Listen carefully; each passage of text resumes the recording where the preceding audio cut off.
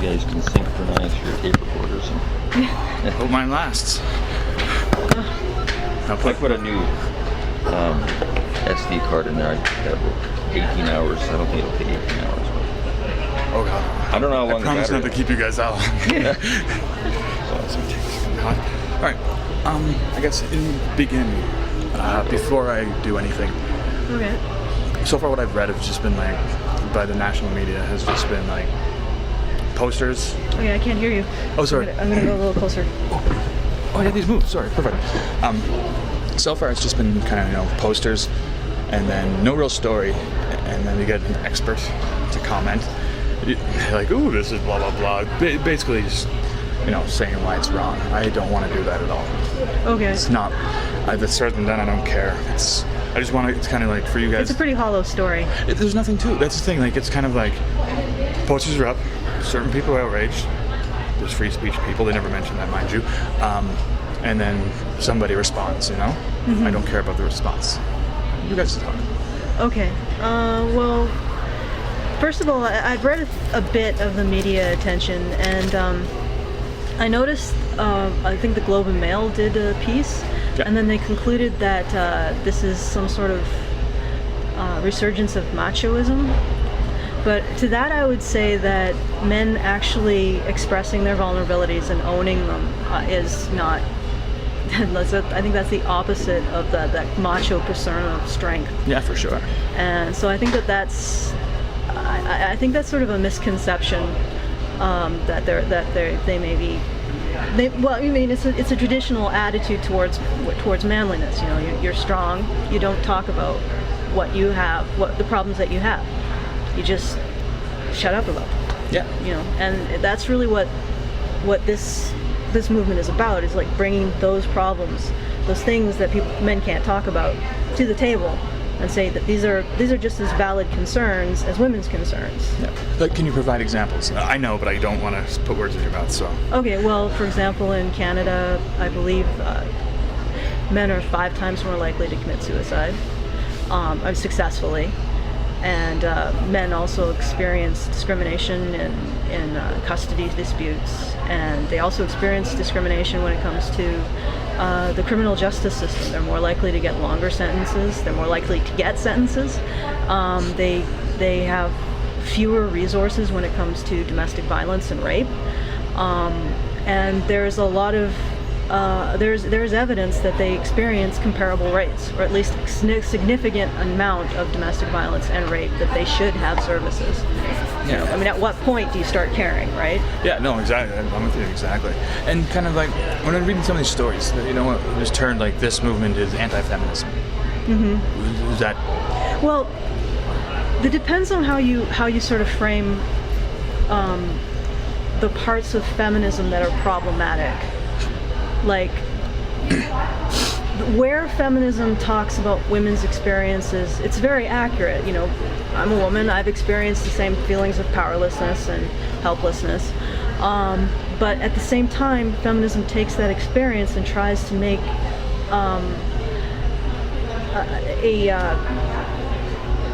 it tries to say that is the only valid point of view, and that the other point of view is invalid. Whereas what really should be happening is that both experiences, men's experiences of powerlessness and disenfranchisement, and women's experiences, should be heard on equal footing, and then we will have a better understanding of the problem. And we can create a solution and an intervention that actually works. True, fair enough. And kind of backing up just a bit, how did you get involved with this movement? Okay, that's a bit of a story. I love stories. Okay. They're good to write. Well, when I was actually in my teens, I was becoming very radicalized. I was a feminist, and I was becoming very radicalized. And my mother was concerned about the way I was going, because she had actually been a feminist herself.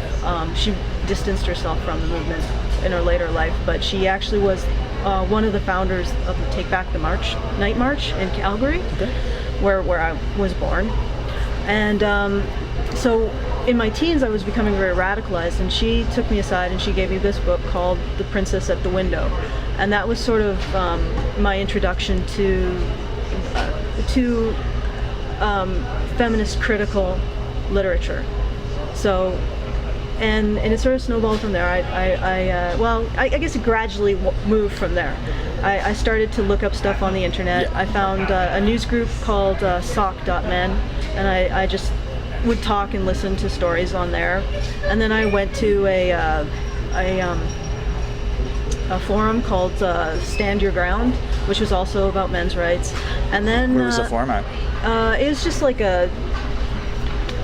it's just like people would post a online comment. kind of. Okay, and then sorry, it was sorry just- to interrupt. I just kind of. It's just like the typical forum thing. So when I was there, and then after a time, I started developing my own theories and ideas about what's going on, and I created my own blog at genderaddict.com, and it's really about pulling together. I focus more on men because I think that their vulnerabilities aren't really being heard right now, but it's more about pulling together both and figuring out what it is, the greater dynamic. And when I was there, I was approached by the founder of A Voice for Men, and I'm still working at Gender Addict, but he approached me, and he said that he was interested in my writing, and he also said something that stuck with me. His name is Polly Lamb, by the way. He said something that stuck with me.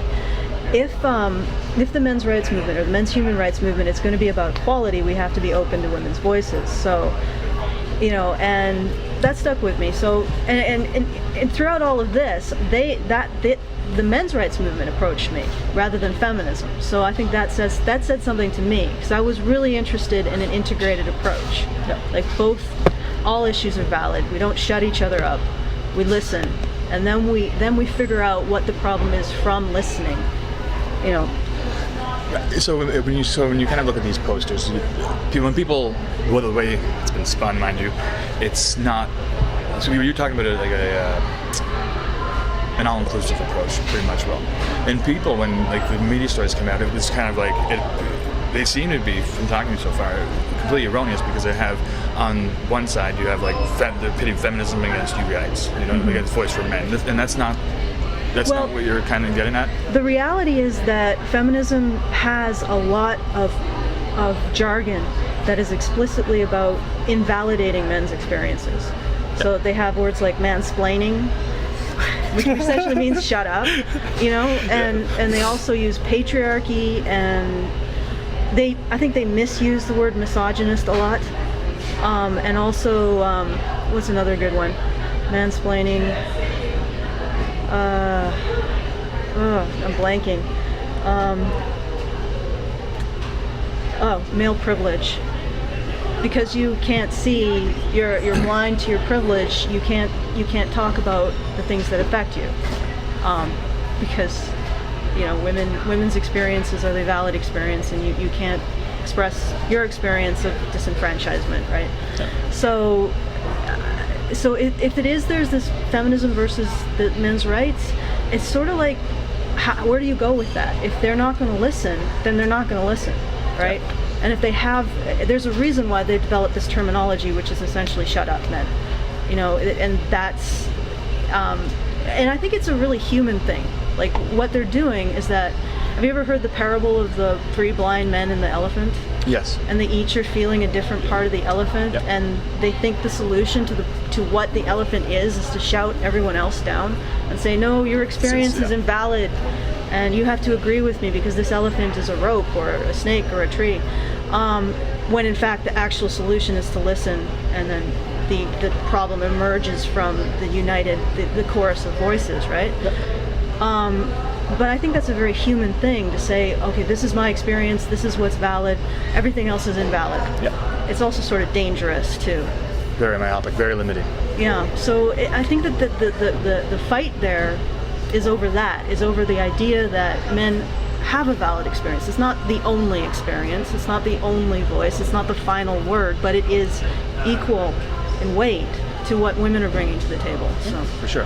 And turning to the posters, what was the idea behind putting them up? Was it just to just raise awareness and get some attention? Yeah. And the posters, I looked at the Voices for Men website, and there's like a bunch of different posters that you can use. They range from being, kind of mild to certain posters, like, for example, like 2 of the ones that were put up in Saskatoon. are more provocative to kind of like to make, the way I saw it personally, is to raise awareness and to kind of like make you question your political sensibilities, I guess, in a certain way? Well, or what was behind the idea? Well, the reality is that I didn't make all of those posters, so I don't necessarily agree with every single one or their approach. Yeah. Although it's not like I don't disagree. It's just like I would take a different approach. Definitely, yeah. But so there's different mindsets behind it. But I think it's trying to get awareness, and at this point in time, the only way the reality is that men being hurt people don't really care. It's like, who cares? Just shut up, man up. So in a lot of ways, we have to be provocative to bring attention to the issues that we have, and I don't think that's our preference. Our preference would be just be like, okay, everybody, let's talk, let's sit down out. And yeah, for sure. But the reality is, this is what got attention. I mean, my poster was essentially a guy who's in obvious distress and says, "Do you have compassion for men?" And nobody ever said anything about my poster. It's the more provocative ones that get attention and get media attention, and which is kind of ultimately what you want to know. Even like initially, if there's backlash or anything, it gets the issue out there, and then then it hopefully opens the avenues of discussion. We want the dialogue. Yeah, exactly. We want to open the dialogue up. We don't want that. Like, it's not the end all and be all. Is provocative posters. I mean, the end all and be all is the message we're trying to bring. Yeah, definitely. And when you look at it, like a lot of people kind of we're up in arms about it, because it I won't write this, but I believe it kind of confronted their fragile political sensibilities and moral sensibilities. You're more extreme than me. Well, I'm a huge advocate of free speech, right? And it's kind of where I'm getting. Then you must have loved the stuff that was going down with the Warren Farrell lectures. Oh yeah. Have you seen that? Yeah. Well, the protests. Yeah. And then also they protest. Kathy Young, and I think there was Neil. I'm terrible with names, but I thought it was interesting. They were talking about this is patriarchy, this is patriarchy, this is patriarchy, and there was a woman and a gay man speaking about men's rights, and it's like, what are you doing? Did you see that? I've heard about it. It's actually pretty impactful. I would suggest looking it up on YouTube. Okay. It's just the sound that they were making with those batons in the hallway was just like, it was terrifying. So when you're doing it, I mean, in order for you to put something out, you must inherently believe in free speech. Yes. So it's one of those. This is one of those things that I find, and it really gets pushed to the forefront when something like this happens. You say something that's contrary to what people believe, a lot of people believe or people think, and everybody gets up in arms about it, right? Mm-hmm. But ultimately, it is free speech. We live in a country, Charter of Rights and Freedoms under Section 2. We're allowed to, what you're saying, there's absolutely nothing wrong with the posters that you put up. Even though they may be provocative, there's absolutely nothing wrong with them. It's just a different way of thinking. People, when they get challenged like that, they tend to scream and holler as opposed to, Yeah. Well, I think it's like that, what I was saying, is people get attached to their solutions. Yeah. And they don't like their solutions questioned, and they start to demonize the people who don't necessarily agree, and then you get these fractions, and this headbutting. And the reality of the posters is, you're right, they are free speech. And I do agree with free speech. I don't agree with censoring any point of view, and even hateful point of views, because you want to get that out there. You want to know these people feel that way, because you can actually engage with them. If you allow them to speak, you can actually engage with them and maybe move them towards a more, possibly less angry path. Yeah, definitely, Yeah. It's kind of, it's a whole... Sorry, my brain just went blank there. I had another thought, and I was like, yes, and I started agreeing with you. I was like, oh no. Sorry. Is it not good to agree with me? Oh no, I was totally good, and I was agreeing with you, and then I was just like, I had something about free speech, but it's no big deal. And how long have you been involved with the movement for? Well, I read Princess in the Window when I was 16. I wouldn't say I was part of the movement then. Probably 20, so 15 years. Okay. Yeah, and it's it's been mostly online, mostly talking on forums, mostly discussing these concepts.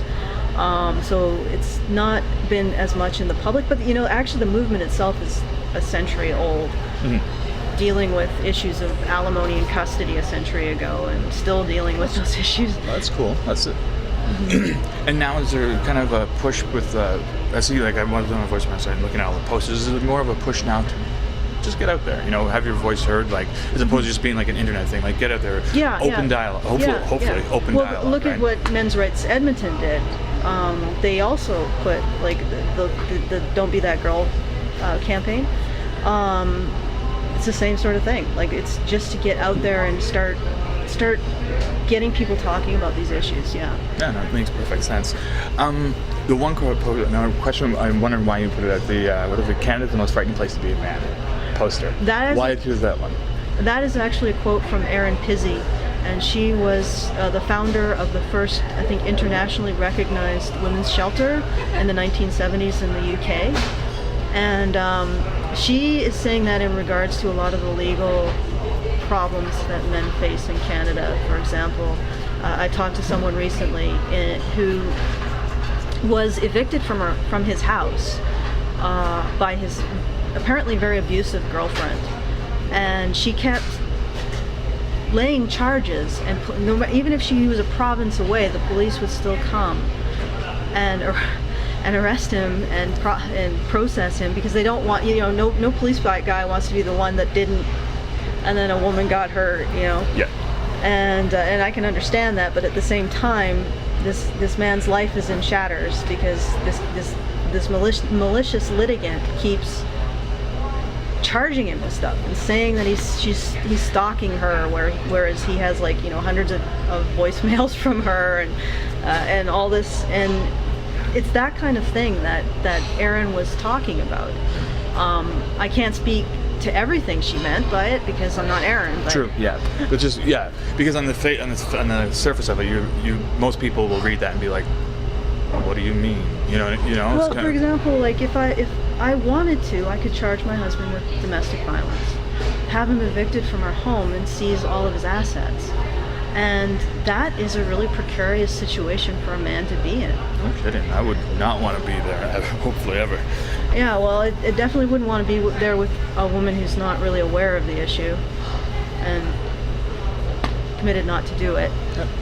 And just last thing, the other poster we had patriarchy equals male disposability. Mm-hmm. Where the idea, and feminism equals male disposability, the two ones, right? Yeah, it's the coins. Well, again, it's that idea that feminism is not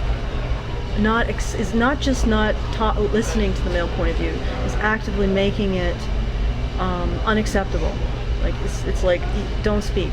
Yeah. And I can understand in part why, because when men talk about their vulnerabilities, a lot of the conversation is also about their vulnerabilities to women and how they've been hurt by women. And that can be a very painful thing for women to hear. But because it does cast women as a villain. But on the other hand, you can't be a hero unless you can also be a villain. It's impossible. Yeah. And so I can understand why they are upset about it's like a human thing. You get attached to your solution. You don't want to listen to anybody else. And you especially if you're a woman, you don't want to hear, women have these powers, women have done this stuff, and this is how women affect men in negative ways. You don't want to hear that. It's hard to hear. So I can understand where they're coming from, but at the same time, as it's not productive, it's completely destructive. And could you repeat your question? Just the idea behind the patriarchy equals male disposability. Yeah. So once again, feminism telling men that their experiences are invalid is disposability. It's essentially saying that when you have a need, when you have a vulnerability, I don't want to hear about it. Okay. Which is. And I'm assuming when you say feminism, it's not all-encompassing the entire feminist movement. Or are you talking more of the hard-edged? Well, the reality is that it seems like it's getting all hard-edged. I think that feminism is valid where it describes the female experience of powerlessness, and it describes the problems that women face. I think where it becomes invalid is when it takes those problems and it says it creates a theory of the world without looking at the other side. Yeah. And to address the patriarchy equals male disposability, I mean, it's really simple. You can't have a general without disposable soldiers. You can't have a CEO without guys who are working 18 hours a week and not seeing their family. You can't have, what else? You can't have politicians without... people who vote them in. Yeah, it's like, So when you look at the top, you see the men at the top, they only exist because there's a mountain of men underneath them holding them up who are treating their lives as disposable. You know, and in some cases very literally, dead men holding these guys up. And so patriarchy is built on this kind of a very, if you want to call it patriarchy, I really don't like words that implicate a gender as to blame for the system that we seem to be dealing with. But you know, it is. There only exist men on top because of all the men on the bottom. And if you look at them, and you can't say that men are privileged by looking at the men on the top and ignoring all the men on the bottom.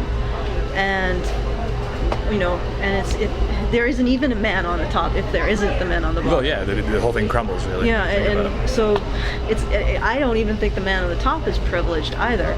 It's just he is doing a role, and part of that role is his ability to sacrifice other men, which is, you know, if you think about it, what does it say about a group of people that they see, or a group of people that they see themselves, their own self-worth in sacrificing other members of that group, you know?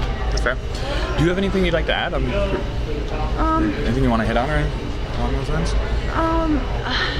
I wish I wish the bigger media outlets had actually talked to us.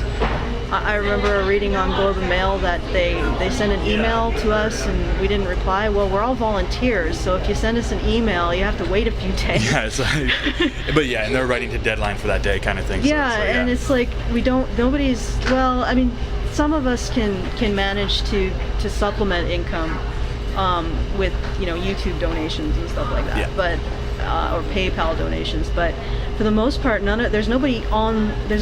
don't have hired PR reps, we don't have people manning our phones, we don't have any of that. It's just a group of people who care about these issues and come together and put up posters and talk about them. You know, it's not very centralized, there's not one location, it's, you know, it's kind of everywhere. Yeah. Are there many people involved in the movement in Saskatchewan, or that you know of, I guess? Well, there's me. There's a couple people in Regina. I know their posters went up in Regina, although they didn't get any attention. I think that the guy who... Really? No, not really. Huh. The guy who was putting them up was sort of... he's a really, really nice guy. I think he went with the posters that were just more gentle. And then everybody's like, oh, well, whatever. Yeah, it's like, oh, that's an in. Yeah, I think it's fine. That's just fair. walk by. And I know there's someone here, but I'm actually meeting someone later today that's interested in this, and I'm gonna talk to him about maybe we'll set up something more permanent. But like I said, this is just networking friends. I'm friends with the people at Men's Rights Edmonton,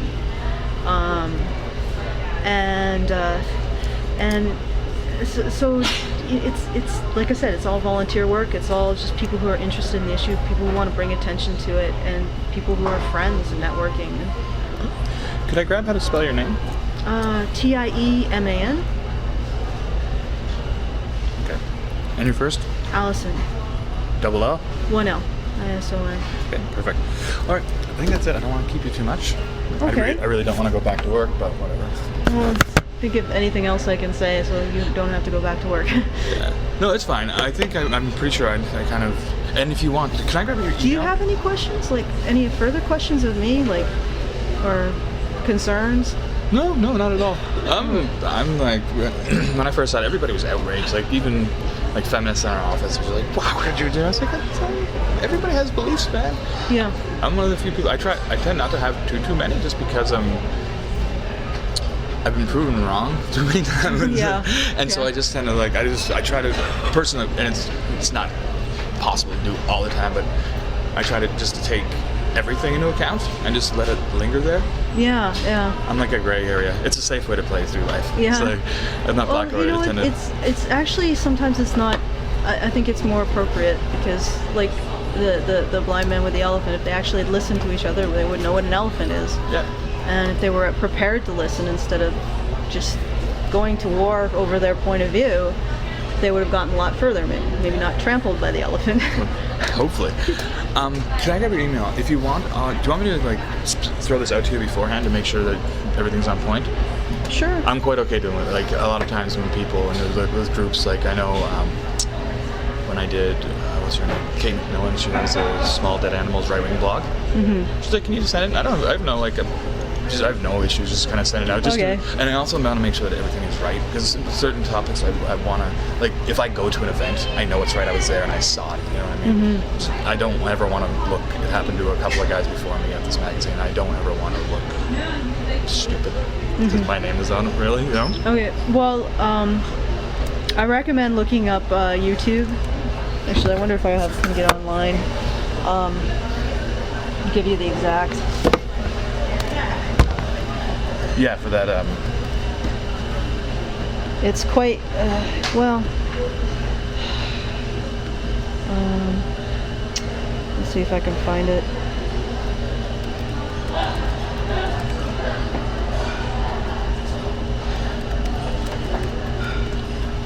I'm not connected on the internet, but look up CAFE. That's actually an acronym, CAFE. Canadian Association for Equality,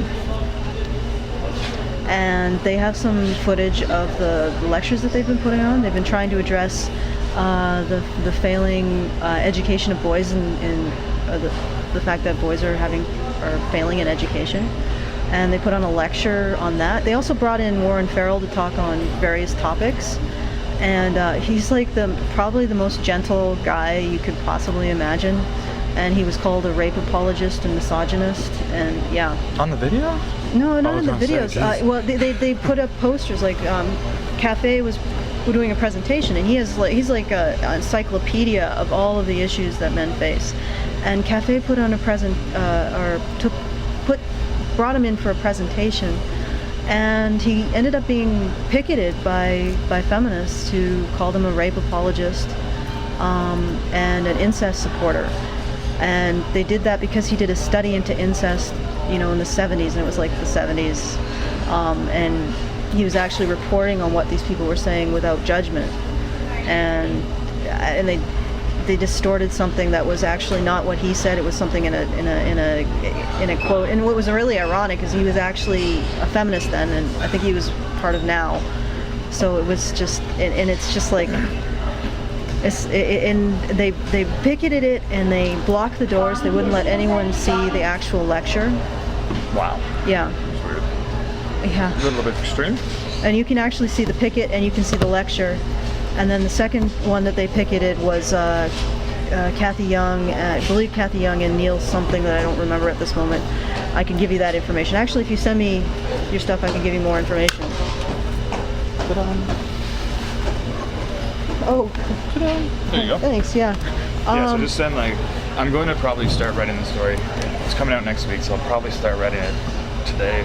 But the Kathy, it was just really intimidating. Like they brought sticks to make noise, and they were pounding in the hallway behind the lecture, and you could just hear this wave of noise in the lecture. They were trying to drown it out, I think, but it was just like, and somebody who was there said to me that he felt like if he had left the room, he would have been torn apart. And yeah, it was a pretty. I mean, and this is actually not uncommon behavior that they tear down the posters. Like a friend of mine put up posters in Vancouver, and he actually got permission from the construction site to put up on hoarding. Yep. So it was all permission, and they started tearing them down. And they confronted him in a group of, I didn't see, it was like the video was really jiggly, but I think it was at least 10, possibly 20. And they had like box cutters. They're surrounding him. And I mean, it wasn't necessarily that they were going to do anything with the box cutters, but just the feeling of being surrounded by a mob with box cutters is just... That's enough to strike fear in the heart of the status of people. Yeah, and he was saying, you're tearing down my posters. And one of them said, "Well, you're against my free speech. Tearing down your posters is our free speech, essentially." All right. Also on video, so I can send that as well. Yeah, send those, because what I'm thinking, I can use I'm going to definitely focus on the posters, the issue here kind of thing.